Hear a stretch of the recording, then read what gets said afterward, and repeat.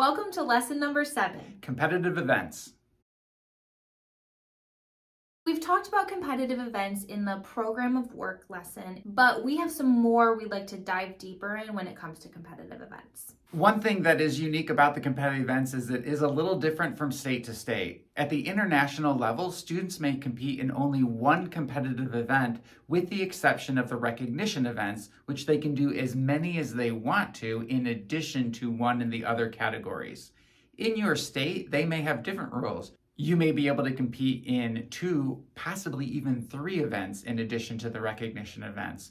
Make sure to check with your state on which competitive events are offered. Every state does not offer every one of the competitive events. Most events have secondary, which is high school, and post-secondary collegiate divisions. There are separate events that are just for middle school division. Here are some of the competitive event resources that are going to be very, very helpful for you and your students. First off, obviously, is the guidelines. Check out the guidelines. Make sure your students are incredibly familiar with the guidelines. And if your state has modifications for regional and state conferences, make sure they know those too. A lot of times people just look at the guidelines, but general rules and regulations has a lot of important information you're not going to want to miss. And another one, competitive event useful tools. Under this tab, you're going to see any changes to any competitive events for that year. You can see examples of scenarios from years past and even past topics. Despite these resources, there are still a lot of frequently asked questions.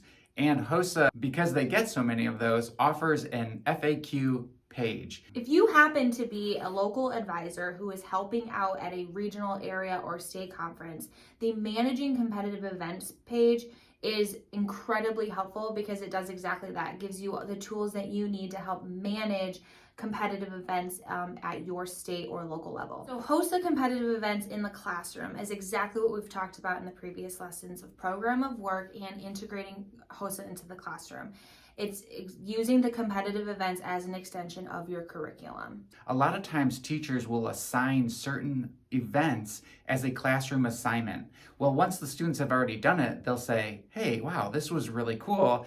My competitive event preparation is already done, and then that motivates them to participate in the regional and the state conferences. Competitive events can be very motivating. Countless times we have had teachers say that their students have come back to them and say, I would have never had done this if it were not for this particular assignment. Or they talk about their experiences that they got out of HOSA by participating in these competitive events. And it actually spurred them on to new career fields as a result of it. So how do you get started with competitive events? There's many different ways to do this, but one of the very important ways is asking your students to pick competitive events very soon in the school year. Stats will show the quicker students start preparing for competitive events, the better they do in those competitive events and the more they get out of it. The wonderful thing about competitive events is there's no secrets or special tips and tricks that they need to do to be successful. It's, again, knowing the guidelines inside and out. It gives you exactly what the judges will be using to evaluate them. And the key is that it's the student's job to know these inside and out.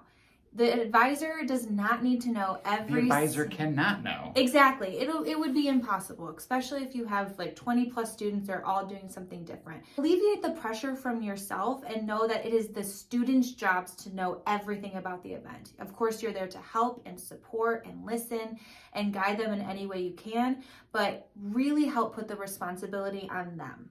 And that's our summary of competitive events. We hope this was helpful to you, and best of luck to you and your members.